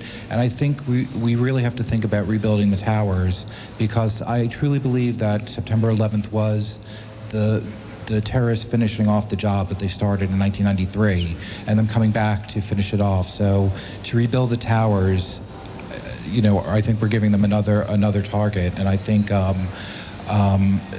you know, I think it's important that we do, that the memorial that was dedicated to the people that were killed in 1993 was built on the spot where the bomb exploded.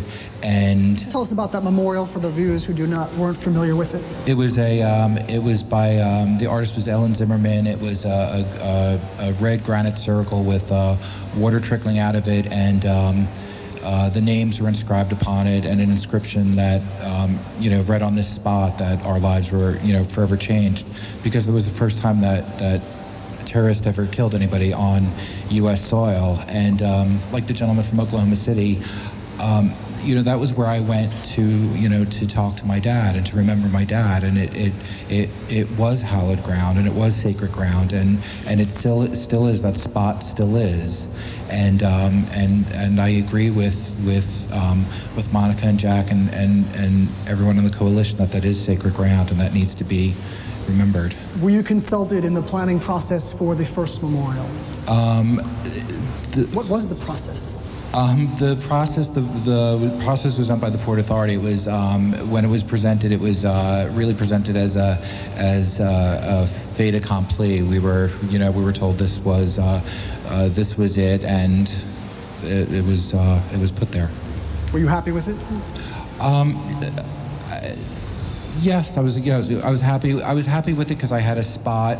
I was happy with it because I had a spot where I could go and visit my dad, and you know, once again, it was on the spot where he was killed. I don't think anybody who, unless you've gone through that, unless you've lost someone, by an act of terrorism, you realize how sacred that ground is, that spot is. And Michael, when you hear about talk for the second memorial now, how do you envision it? I envision open space. I like the. I agree with the skylight needs to be filled in. I was very much in favor of the tribute of light. I like the sense of open space. I like the sense of people going down and being able to experience some of the lives that were lost there on the site, for it to be interactive. I think it's important that there's an element for children to learn from this, to come and to learn. But I agree also that downtown needs to be vital again. But I think, you know, if you look at the number of people, the tourists that are visiting downtown Manhattan now to visit that site, if we could be creative and constructive and make and create things that enable them to spend time there and spend money and stay there, then downtown can be vital again. Michael, thank you, as always. Anybody else like to address specifics to the memorial? Specifics to the memorial before we close out? Yeah, sir, why don't you stand up, Jonathan? Yeah, my name is John Hakala. I lost my best friend, Michael Taylor, who worked for Cantor Fitzgerald. I also lost my business 3 doors down from panel member Guy Tazzoli on the 77th floor of One World Trade. Democracy is about compromise, and I think we all agree that we need a memorial that we will all immediately, intuitively recognize as one of the 7 modern wonders of the world. And I think that the way we're going to get everybody together is to agree that the footprints are hallowed ground and that we will not build on those footprints. Jonathan, what would you like to see then? What I would like to see is that, I mean, I'm not a designer. I'm not going to pretend to design the memorial, but one idea that certainly struck me was by an architecture professor named Samuel Mockbee, who literally was dying of leukemia in late December of last year, and sketched out a design where there was this deep pool of water 911 feet down, and recognized that there would be commercial or residential buildings next to that memorial, maybe not right next to it, but somewhere near it, and they wouldn't be these dreadful, mediocre 60, 70-story mediocrities that the public thankfully here rejected so resoundingly, but they would be safe, tall towers that would frame the memorial, that would allow us to have this memorial be soaring and capture the imagination of the public. And if I could address the good professor who asked the question, well, how do we know that there are really enough people who'd want to be part of that memorial in those towers? I think the answer is fairly simple. We're going to hold a worldwide auction, and you're going to discover that there is an overwhelming demand to fill in those 86th through 111th floors. But we got to do it safely, we got to do it right, but one of the best ways to memorialize the bold people we lost, the very good people, but they were bold people, the way to memorialize them is 9/11, 1/11. 111 stories and not one story less. Hold an auction, let the market tell us, in true New York dollars and cents fashion, that we in this country have a passion to move forward, but at the same time to respect all of the good people we lost and to live in their bold spirit. Jonathan, thank you. When we come over here, specific to the memorial, we only have a couple of minutes left. We're coming to you next. Sir, you've been waiting patiently. To me, I vision the memorial as a, my thoughts go back to school when I studied physics, the Newton's third laws of motion, that every action has its equal and opposite reaction. The action on 9/11/2001 was an action of hate and violence. Towards that, our logical reaction should be one of love and peace. That should be the memorial, that should be what the memorial should emote. How do we go about it? That is the next question which truly follows it. America is the leader. America is a unique country. It has to show to the world that it is the leader by its actions. The memorial should be a site, as I visualize it, where people of all ethnicity, people of all religions can get together and pray and strive for these two things, love and peace. Restricting beyond the boundaries of one nation, striving for a world together. Because this attack was not on New York, was not only on USA, it was an attack on peace of the world. It is a memorial not of New York, rightly said, not only of United States of America, but it is a memorial of the world. That has to be portrayed in it. Thank you, sir. We're coming over here next and then over there, specific to the memorial as we're running out of time, I'm afraid. Susan? Hi, my name is Susan Sadokin. I lost my older brother, Frank, in the World Trade Center disaster. My other brother, John, is here tonight also. What our thoughts are on a memorial is we definitely believe the area of the footprints is sacred. We don't believe anything should be built there. We support open space, someplace where my brother's children can visit and it will be useful, maybe a park where they can play. We also think that there should be a public area, but also a private area, like some other family members have mentioned. I also think that if anything is built there, it should celebrate the best of humanity. We should, the arts should be present there. There should be concerts there, things that celebrate humanity and not intolerance. Rebuilding the Twin Towers, on that personally, I believe that's erasing the day. I don't really want to see the same buildings there. I think future generations will forget what happened there. I think what needs to be there is something that recognizes each and every person. I love to hear the stories of other family members who were lost, and I love to tell the story of my brother. So I think they should be each recognized individually. Those are my thoughts. Susan, thank you so much. I promised over here, again, specific to the memorial as we're running out of time. Tammy, thank you so much for coming. Hi. I think the community is with the family members in wanting a fabulous memorial. I think perhaps one of the differences is that the community doesn't see it only as linear and subterranean.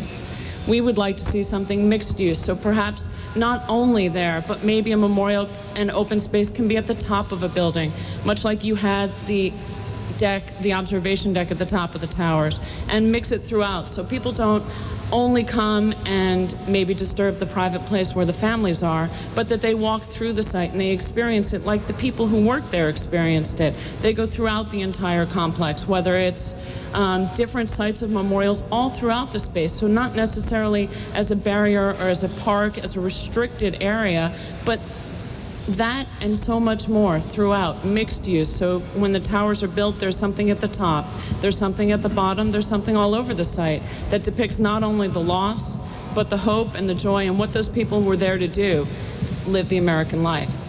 Tammy, thank you. Would you like to stand up specific to the memorial, please? I have one question for Mr. Garvin, actually, and before that, though, I'd like to say I truly admire the family members that are able to be here and represent those that aren't. And one of the things, Mr. Garvin, I have a question. You said that, I guess I've heard or read, by the LMDC would like to have a plan by January of the design. So I think the consensus that I heard tonight was basically there will be a grand and soaring memorial, but the placement of that in relation to the 19,362 remains that are at the medical examiner's office right now, that were found within the bathtub area, or the majority of the concentration was found within the bathtub area. Do you see that land as sacred and hallowed where the memorial should be? We certainly have to respect and honor people who died. And there's no doubt that the towers were where most of the people were. I think everything that we do on this site has to be a memorial, all of it. We have to show the world that we can create something so extraordinary that one of the people in the audience referred to before as the seventh wonder of the world. And I believe that we will. Look, you said by the end of December. We already know we're going to be talking about options at the end of December. There will not be an absolute answer at that point. This process is a process of democracy. It's a process of talking about the options over which the people in this room clearly disagree. We're New Yorkers, we're also Americans. We will find that. And I am dedicated to making the entire site a memorial that we can all be proud of. Thank you, Mr. Garvin. We have two emails that just came in. Wes has emailed us with this observation: you can't rebuild to withstand a human mind, no matter how strong the fireproofing. It's Wes's comment. Catherine called us from Colorado. Her nephew died, and she wants the victims' pictures to be incorporated. She wants to see faces at the memorial. Again, thank you everyone at home who's been emailing us and calling us. Sir, you've been waiting patiently. Thoughts specific to the memorial, please. Yes, my name's Don. Specifically, we're talking about living memorials, and what I see is the concept of living memorials, something that should symbolize the lives of those who were lost, the brave men and women, and what they were doing. They were engaging in economic activity, whether they were a firefighter, whether they were a bond trader. And I believe the best memorial, the best living memorial, is rebuilding the Twin Towers. And I feel if we don't do this, we're going down a very dangerous road. In a sense, we are appeasing terrorism if we don't rebuild the towers. The Twin Towers is not only a symbol of our country, but a symbol of world economic activity. And if we don't do that, terrorists will try to push it even further. They'll see what other symbols that they can destroy. And I also believe, you know, I understand and respect. I know Monica mentioned the footprints. I definitely respect that. It's a 16-acre site. We can respect the footprints and not build on and rebuild the Twin Towers elsewhere. But I feel that if we don't do this, we're making a big mistake. And I personally, I would not only like to work there, I feel it would be an honor to work there, to be part of that living memorial. And also, the best example of a living memorial in our lifetimes, I think, was after a national tragedy that we suffered in 1986 when the Challenger space shuttle accident. NASA created the best living memorial to those astronauts. It was the launch of the Space Shuttle Discovery. They moved on, and I believe we should do the same thing, rebuild the towers. Thank you, sir.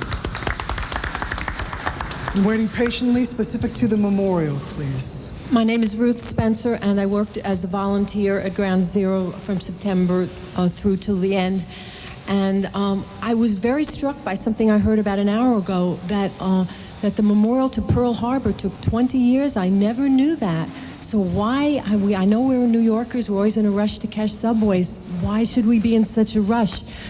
In my professional life, I'm a musician, and music is about time. We need to take time. We need to take time. Also, the man from Oklahoma City said that their memorial took several years. It's not even been a year yet. And then in terms of the memorial, I'm hearing about this soaring thing, and I'm remembering from times in my life that I was involved in different spiritual activities, that the four basic elements are earth, air, fire, and water, that we should think about that. The fire obviously would be an eternal flame, and the space would be air and water, and what was the other one? Earth. Beautiful plants and trees and flowers. Thank you so much for that comment. We're talking about the eternal flame, and Jack, maybe you can help me with this. It was brought to our attention that indeed some family members are opposed to an eternal flame. The relatives died in a fireball, and we've heard from some family members they don't want to go to the site and see fire burning. And Jack, I know you don't agree with that, but I know that you've also heard this conversation. Your thoughts on that? Well, you know, there are many symbols. There are four were just mentioned, but I think that what puts out fire, water, would be a better symbol than fire. And I think the victims' families believe that. You know, a lot of them have mentioned that. Personally, whatever honors and remembers those who died, whatever symbol it is, you know, I think that they should have an input into that, what happens there. But the one thing, like, you know, that I would like to address is that, as Ken Thompson said, and other people here tonight, you know, Mr. Garvin said that everything has to move concurrently. Well, the question I've been asked, and the question I've asked myself is, why does everything have to move concurrently?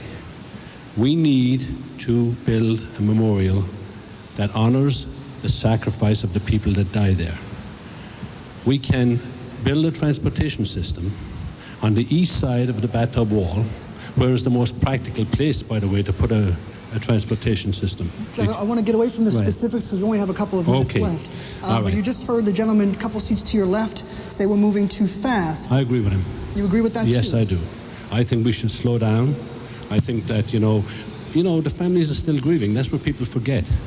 That when, you know, there are people here tonight, and we've been active, and through our grief, we've tried to make sure that our loved ones are respected and honored for the sacrifice they made.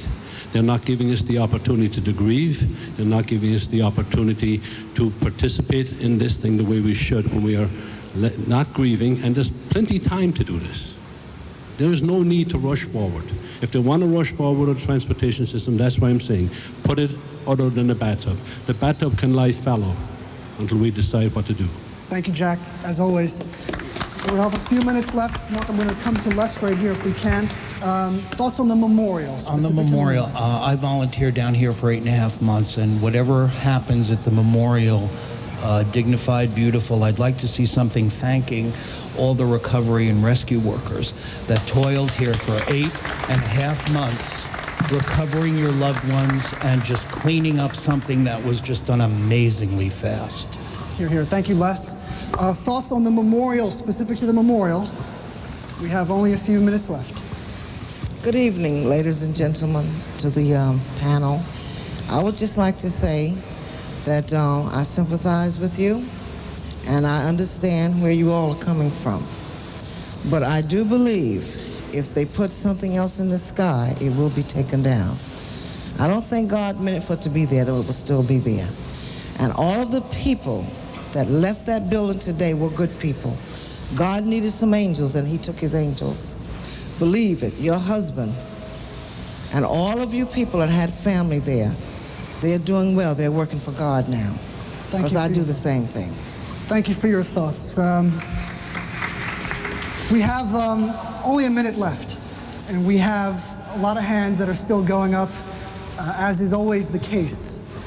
And we cannot get to everyone, so I appreciate those who've been waiting patiently, and we can't get to you, unfortunately, because there are 100 people in this room and perhaps 100 different opinions on the future of the site.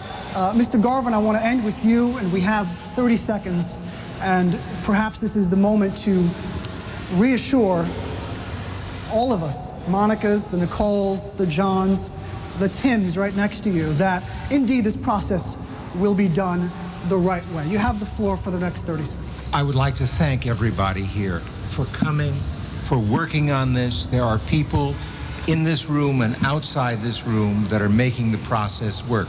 Ray Gastel and New York New Visions have been invaluable in helping the Lower Manhattan Development Corporation to start this process going and to bring the best of design. Tim Carey suggested sustainability. Thank you all, because this is part of the process of creating a great memorial. And the process is perhaps just beginning. Mr. Garvin, everyone in our audience, thank you so much. To our viewers at home, we're out of time. For more information on any of the groups that you heard about, you can go to our website. It is ny1.com. You can continue to send us those emails and those phone calls. We obviously don't have the time now to read them on the air, but please send them, nytonight@ny1.com. On a programming note, we will be rebroadcasting some of these town hall meetings throughout Labor Day weekend, so stay tuned to New York One for that. Thank you to Embassy Suites for hosting us, Unity Restaurant for feeding us. We're out of time. Thanks to our New York One crew who set this up in the rain today. Thank you, everyone, and have a safe week. Thank you, Paul.